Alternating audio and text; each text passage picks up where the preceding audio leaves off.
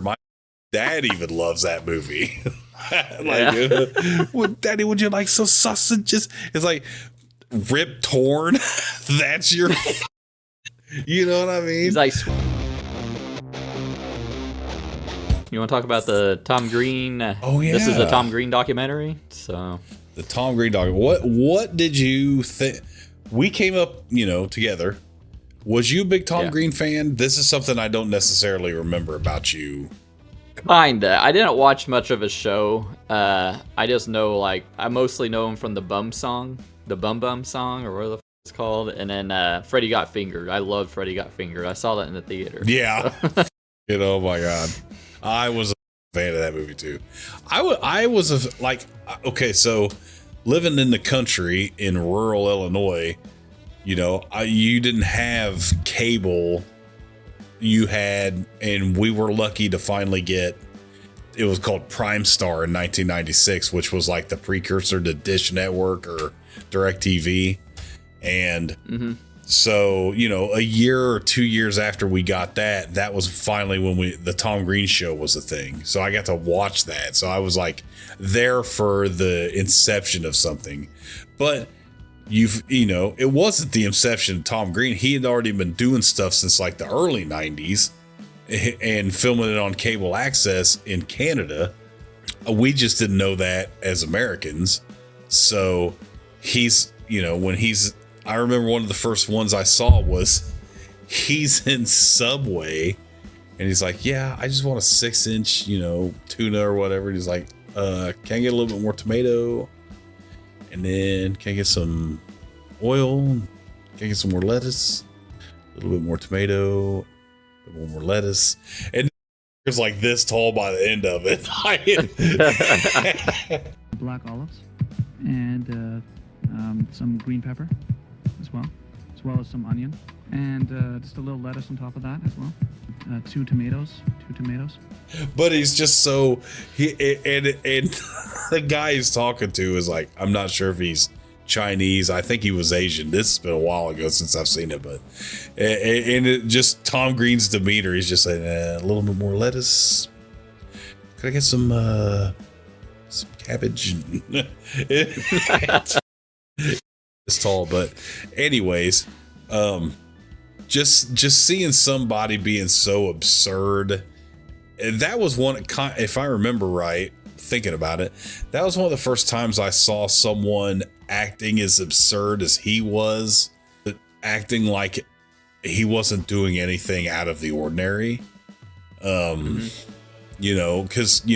comedy is pretty on the nose for the most part, but like he was just doing dumb shit, but acting like it was just like that was just Saturday, or this is Tuesday, this is here, and he's going into that. Oh, there's one where he's running into some clothing store in a mall or something. And he keeps getting on the intercom and saying shit, and they run him out.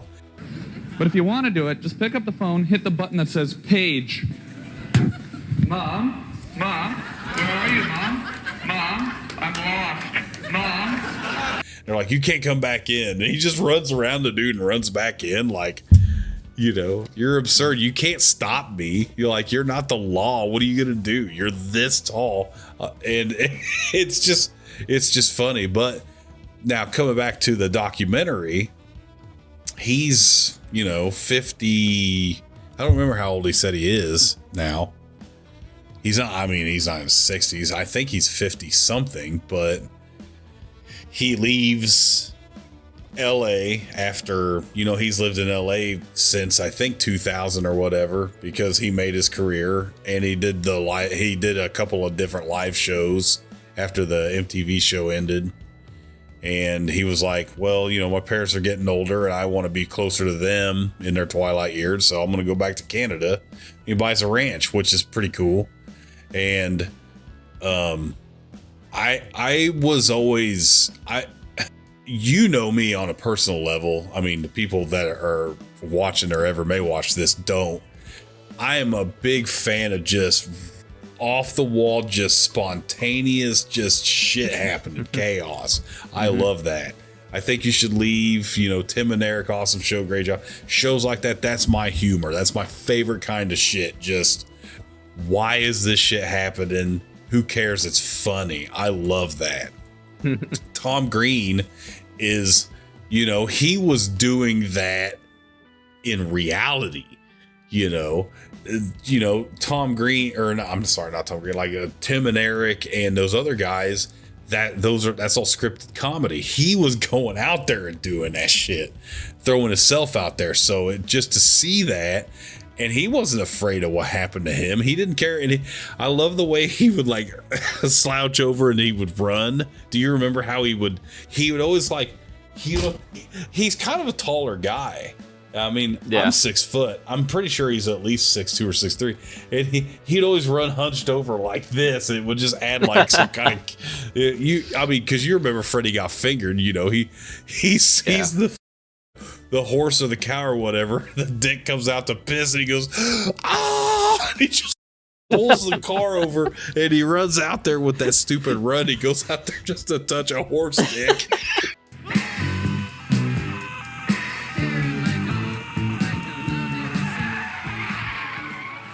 Yeah, just the way he had the goatee. You see how absurd he was, but there was a certain charm to it where, like, when you're watching it, I don't know. I wouldn't say anything.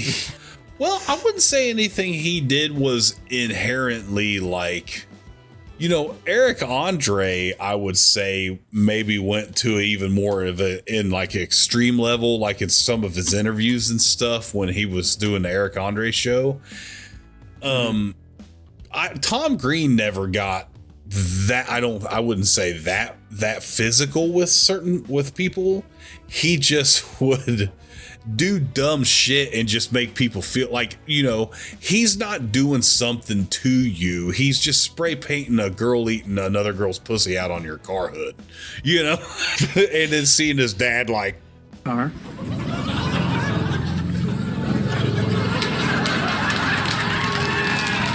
Holy Christ. You like it, Dad?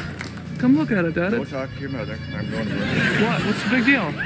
Big deal. That better be off. It's permanent. Come look at it. That's permanent. What do you mean? It's out of the police right now. You know, and then in the documentary, he was like, I actually kind of did think that was funny, but I can't say that shit to your mom. You want me to say I thought that was a girl eating another girl's pussy out on the hood of my car was funny to your mom? You want me to say that, Tom Green? Come on, man. But anyways, with all that being said, to me, Tom Green was like part of, like, right at the cusp of, you know, we're getting out of high school and we're transitioning to being adults. So it's like, you know, as what are we? Are we millennials? I think we are. Elder millennials. Yeah. Whatever, you know, I'm the grand poobah millennial or whatever the we are. But yeah. So it was like kind of this thing, and it was also weird too, which he touches on that. He only had 2 seasons of a show, and then he got testicular cancer, and then had to cancel his show from that. And then that's where his couple of different live shows came from, because, you know, he kind of started streaming before streaming was a thing, and Joe Rogan kind of was like, hey, we got to monetize this, and he figured out how to do podcasts, which I don't think that's as big a deal as most people make that shit out to be. It's not like, I'm pretty sure Tom Green's happy, dude. You know what I mean? Yeah. Like, he definitely seems content in this documentary, but he was ahead of his time. And look how happy he is with his donkey, his mule. He has a mule and a and he's just like happier than a pig and shit. Like, he's like, for real. And that's what's really endearing to me.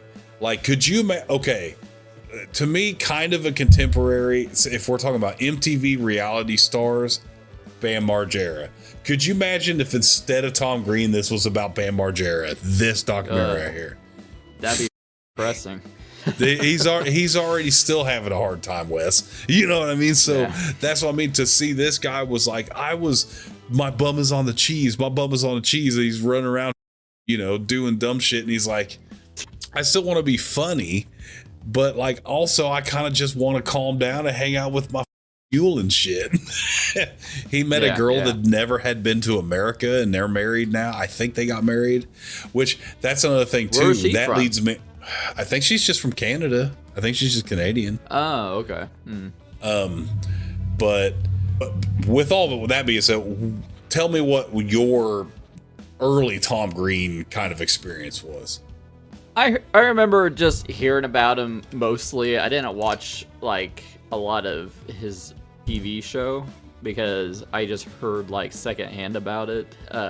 What really broke it through to me was the Bum song, which it was on TLR for like how many weeks, and then they had to officially retire it because I remember voting it. I remember watching Carson Daly like, oh hey, look, it's Bum Bum Songs #1 again, yay, hooray, who cares? For real, I remember he was like, and they would play 30 seconds of the song, and they wouldn't even play the whole song, and then they'd roll credits and it'd be over.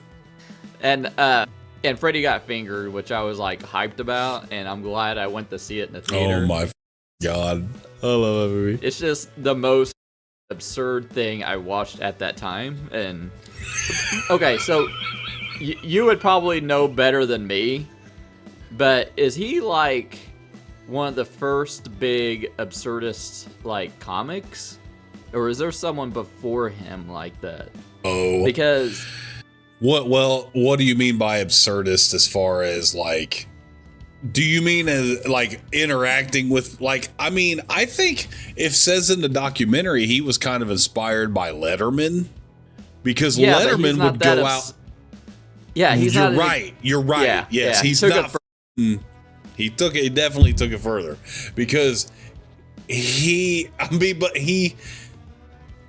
but still again though, he wasn't like going and like ripping a fire extinguisher off the wall and like chucking it through a window.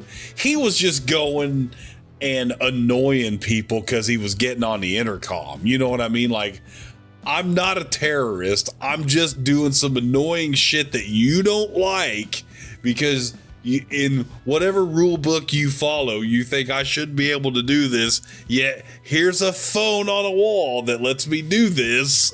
Like that's in the most. I don't know, like. You know how you have all this prank culture now where people are just running up to people on the street and punch them in the face? It's a prank, bro. It's like you're hurting people. You're doing like, or you're messing with somebody's car, or you're destroying property. And Tom Green was just like, I'm gonna get on a phone. Yes, the cheese is on aisle 7. He's just being dumb. He's not even, he's making himself look more stupid than he's making anyone else look stupid. And we get to laugh at that because of everyone else's response to it. So, but with all that being said, like, I'm trying to think of beyond, because Letterman would go and do like man on the street stuff, and he would, kind of be that way. What was you gonna say? I'm sorry. Okay, so like I said, I didn't really watch his show much. So what I mean by absurdist is like, you could see like the Bum song and Freddy Got Fingered. You could see the stuff the DNA and the stuff that Tim Robinson is doing now, you can see in the Tom Green stuff. Yeah, okay. Then. You know what I mean? Like Tim Robinson is like absurdist comedy. Tim and Eric. I don't know who else. I know Jackass basically is like an offshoot of the shit he was doing like in public, but like maybe his like movies and music videos and stuff. I mean, honestly, Tom Green was definitely the catalyst for god damn, that's a good question. I want to say yes, but I can't confirm it, but I couldn't. Yeah. I don't know who was doing that before, if anyone. Like, to be honest, I don't think anyone was. So it probably was Tom Green. But I mean, it like what we were talking about earlier, it's like, it's wild. If he's actually the first one, it's wild. All the popular shit that is spawned from him, podcasts, live streaming, Jackass, Tim Robinson and stuff, just like all came from Tom Green. That's like wild to me, like after watching this. Well, yeah, I mean, because he had to be, he kind of had to be, because he was using literally hand video recorders and stuff to record most of this shit, a lot of it. I don't even think he was doing it. Was like Super 8 or whatever for some of it. So yeah, and then you see in the documentary he's got just boxes upon boxes of this shit, of different media, of different, he's like, here's the first Tom Green show on MTV, like, holy I don't know, man. Like, I think he probably was. Yeah. I thought it was like actually very, like, I didn't know he was in a rap group, and I didn't know that Organized Rhyme, as successful as they were, even if it's like a small scale of success. Like, that's I don't know, that's wild to me. Like, he's like, you want to know how I knew that he was in a rap group? Because when he kind of first got big on MTV, my mom had a subscription to People Magazine. People Magazine had an interview with him about it, and it talked about that. And that was in literally, so I knew he was in a rap group in the late 90s. It's insane. I never listened to him, but yeah, it was all white Canadian rap group, Organized Rhyme. Crazy, I remember that. And then they talk about it in the documentary. Yeah, so when did you see Freddy Got Fingered then? Oh, dude, I didn't see it in the theater, but I bought it on DVD without even watching it, because I was like, this will be the shit. Well, just, dude, because if you remember the trailer was on all the time, and you're like, Daddy, would you like some sausage? Me and my dad watched it together. My dad even loves that movie. Daddy, would you like some sausages? It's like, Rip Torn. That's your. Daddy, would you like some sausage? Daddy, would you like some sausages? Daddy, would you like some sausage? Sausages. You know what I mean? He's like swinging that baby on the umbilical cord, and oh my god! And then they end up being POWs in Afghanistan and shit, or whatever. Wherever. It's been a while since I've seen it, but just, oh my. And he's like working in the cheese factory. It's 15 million Deutschmarks. And he walks in there. He's dressed. Anthony Michael Hall says, "You're dressed like a English Bobby. What are you doing?" He's like, "What are you doing?" He had star power. He had Rip Torn. He had Anthony Michael Hall. He had, I can't remember who his mom was. He had he had Finch from American Pie in there. He had Drew Barrymore, which was his, he had Drew Barrymore as his, that in one scene. And then, hell, there's probably people I'm forgetting, but the documentary shows so well just how big of a deal Tom Green was for like a couple of years, and then he got testicular cancer. And I remember reading that in another, I don't think it was People, but it was another magazine. And like, I remember he's just talking about like, maybe I deserve this. And he's still in his 20s when he had that. Like, goddamn, man, because maybe he thought like he was doing something wrong, and he like karma caught up to him or something, maybe. So I don't know, but that's why when you watch this, we're talking about everything else he's done with this documentary.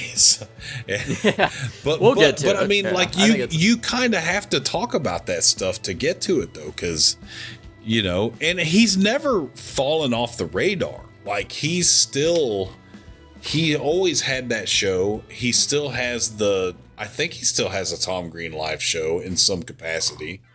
But, he's he's just older now and he wants to enjoy the fruits of and he's like, I just want to hang out with my donkey or it's my mule. And, you know, I get it. He's a little older now. His parents are getting older.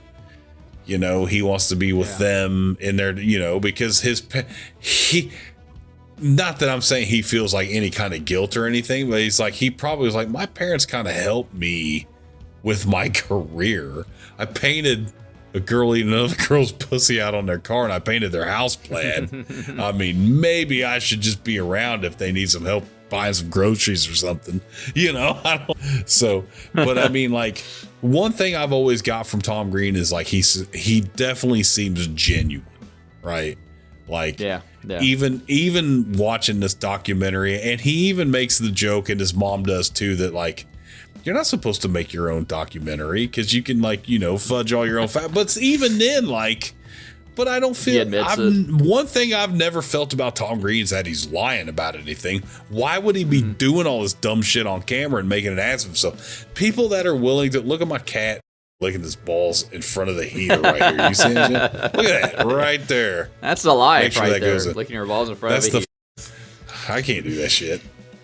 But anyways, so Tommy's like, I don't know, just the career that guy's had has been crazy. And then for him to be here now in Canada, and he's just like, I'm just trying to chill the out, but he's still making his money and stuff. I think that's good. And that also leads into he did like several projects for Amazon. He did the documentary, and then he did a stand-up, and he's done a reality TV show. I watched 2 or 3 of the episodes of the reality TV show. It's pretty good. I'm not a reality TV show guy for a lot of it. He's got that. He's got the documentary, and he's got the stand-up special, right? Yes. The stand-up was pretty funny. It wasn't the funniest thing I've ever seen, but he's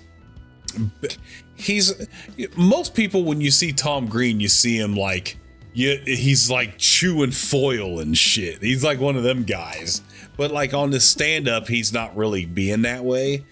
And it's you know, it's a solid like 7 out of 10. It's pretty good. Okay. I enjoyed it.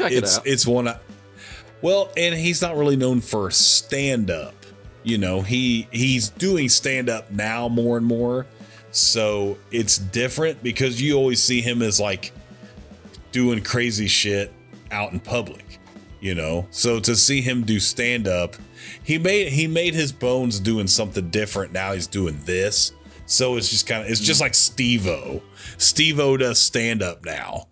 Steve-O was not a stand up comedian. He was a drug addict that used to nail shit through his penis, and now he's doing, you know what I mean? So, but Tom Green wasn't doing crazy shit like that. He was just, put infinite tomatoes on my 6-inch Subway melt, you know? So, but I don't know. Go ahead. So he kind of like disappeared from mainstream. Do you think that's due to his testicular cancer diagnosis? Like, that's what I gathered from it. Like, he kind of just quit the show, or took a break from it at least, and then like Jackass took over almost, and then it like you said, like he felt like he deserved it. I don't know if he kind of like self-exiled, or I don't know. It was kind of, well, he did his live show from like the thing was he did something that he controlled fully. The house that he talks about that he sold, that he lived in for 20 years in LA, that's where he did the first Tom Green live show. And as far as I know, I didn't get to catch that because I didn't have a good internet connection then, I don't think, because it was like 2005 or 6 or something when he was doing that. I don't even remember when, but YouTube didn't exist. So he self-exiled, you know, for a little bit to recover from that. And plus, you know, he was with Drew Barrymore and stuff like that and whatever. And then he had to, I guess, recollect himself. And then he started doing that. And that was pretty that Tom Green Live, as far as I know, was pretty popular. It just, I didn't get to see it because I at that time was not looking at Tom Green shit, but he still had, from what I gather, especially from the documentary, he never really was he as popular as he was on MTV. No, but he seemed to still make a pretty decent living. Okay, so I'm not familiar with him, but there was a guy he worked with that was Derek Harvey. Do you know him? And the name doesn't sound familiar. Yeah. Apparently he I don't know if they had like a falling out or something, but he doesn't appear in the documentary. I guess he was like a big part of the success of Tom Green. He's like actually one who introduced him to Monica Lewinsky for his bit with her. But yeah, it just seemed like from what I read and like, you know, the Tom Green show subreddit or whatever, they're kind of like he was like suspiciously missing from the documentary. But wow, I did not know that. I didn't know anything. I don't even know who that guy is. Like I said, I didn't really watch the show, but Derek Harvey, does he look familiar? No. Yeah, he was on the Tom Green show apparently. Yeah, I didn't know. It just kind of stood out to me when I was doing a little bit of research on it, but no, for real, I honestly didn't know anything about that guy. So Tom Green whitewashed some shit. Is that what you're saying? maybe. I said, I'm not too familiar with the Steve Harvey show. What the is wrong with me? Derek Harvey, the Tom you're Green okay. show, but I said Jack White and Jack Black 4 times. Yeah. So yeah, I didn't know if you were familiar with him, but I thought I'd bring that up. So like, what do you think of the documentary overall? Like, I thought it was good for what it was. I mean, it gave me more information than I knew about Tom Green, and it, you know, they kind of led it with like, you know, you kind of make the joke, you're not supposed to do your own documentary. It's like, you know, the old Chappelle show skit where he's talking about, I can't remember this. Oh, whatever movie it was, but he's like, I'm gonna do my movie. Dave Chappelle, written, directed by Dave Chappelle, and he like just makes himself look like a pimp and stuff, you know. And so I guess the joke was like Tom Green was gonna do that in his documentary, but I didn't really get the gist that he was trying to make himself, you know, because no. He never ever seemed like a bad guy to begin with. So, I mean, you know, he just seemed like someone people were annoyed by. He seems very humble, like watching this. And yeah, I definitely want to check out his stand-up too after this. But I don't know. I mean, do you watch many like documentaries on comedians or comics or... I mean, like, there's not, I mean, honestly, no, because there's not. Yeah. Is there a documentary on Bill Burr? No. Most of the documentaries that are out there are not for comedians that are alive, and most of the comedians I like are alive, except for like George Carlin. And there's not, as far as I know, there's not a documentary on George Carlin. It's just, there's just a shit ton of interviews of George Carlin. Oh, so there is one on Max. Oh, is there a documentary of George Carlin? From okay. Yeah, from HBO. So yeah, it's definitely worth watching. Okay. What would you rate this then? Like, I don't watch many documentaries on comedians, so it's kind of hard for me to like kind of compare it. But I'd probably give it like a 3.5. I mean, he didn't seem like he was glazing himself or anything. To be honest, it was pretty informative. Like, he was just, you know, he was like, he interviewed his mom. He's like, how did you guys feel about me with you guys all the time? And like his mom was like, it was a little annoying. Yeah, I've always loved his dad. His dad's always been funny because he's always, he doesn't wear his emotion on, so you don't know what that guy's thinking. So it's like, you look at him, he's like, you know, he sees two lesbians on his car hood. He's like, you look like him. He's like, no, he has that disappointed look on his face. But then when you watch this Tom Green doc, he's like, it was kind of funny, man. Like, you know, you know, I mean, because what the f- are you going to do? And that's what I mean about kind of the humor of it all. Like, it's like he didn't burn your house down or drive a like a forklift through your house and destroy everything you love. He just painted the plaid, like, so it's innocuous humor. So that's kind of why I do. And then Tom Green, like when he's in a road trip and he's like, all he wants to do is feed the mouse to the, he's like a side character, but he's in it. And like people remember him more than they remember the plot of that movie sometimes. So, I mean, I don't know, man, like Tom Green is in a way almost like, how could I even describe it? Like, he's kind of like everybody's comedian, I guess. I don't know if that, because what he doesn't cuss most of the time. And you have clean comedians and stuff, but the things he does are outrageous. Like, I wouldn't necessarily say it's PG comedy to run up and touch a horse dick, but is it hurting? He didn't suck it and like jerk it off, so I don't know. Look, Dad, I'm a farmer. Yeah, aren't you proud of me, Dad? Yeah, he's like, that's still the best thing about that movie to me is he looks over, the dick comes out to start pissing. He goes, that his express, and he pulls the over like this. It runs at it and just grabs it, and he's like,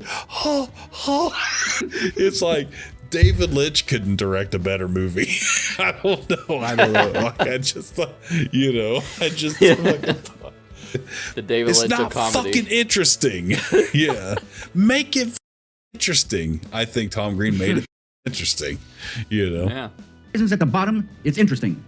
When the horizon's at the top, it's interesting. When the horizon's in the middle, it's boring as shit. To quote the Fablemans, but still. Yeah, I would give it 3.5 too. I mean, I thought it was pretty informative, especially everything that he influenced, like now. Like, and you say he's not glazing himself, and he isn't, but it's really neat to see.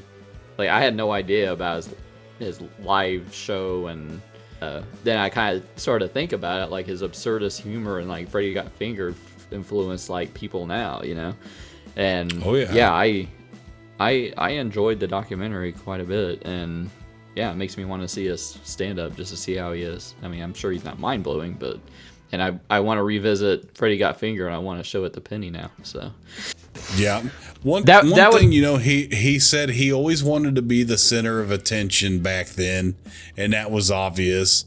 And then now it's more that he just wants to be part of the joke, I think. Yeah, very poetic. But what did you say? You showed this to Penny, or? No, I want to show it to Penny. It'd be like one of those ones that I would record us watching it. Bro, I would love to see her just shit. If she wasn't a fan of The Godfather, I don't know how the she's gonna react to Freddy Got Fingered, dude. Holy shit. Oh man. If Penny thinks that Freddy Got Fingered is better than The Godfather Part 2, I might owe someone some money. I don't know. But it would it would make for some interesting conversation. Yeah. Lame. God damn. God damn. Holy Lame. fuck, dude. Lame. One of the most yeah, so beautifully edited, like gripping scenes of cinema history. Lame. God damn. Yeah, like, you didn't think that was cool? Yeah. Like, pop, shoots him in the face. What'd you think of that? Lame. God damn. Like, your disappointment was immeasurable.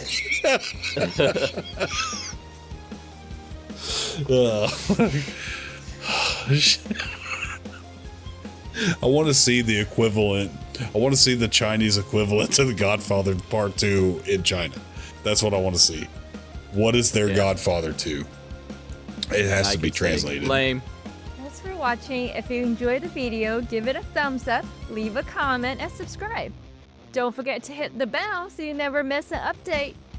If you want to support the channel and get exclusive content, check out our Patreon in the link below.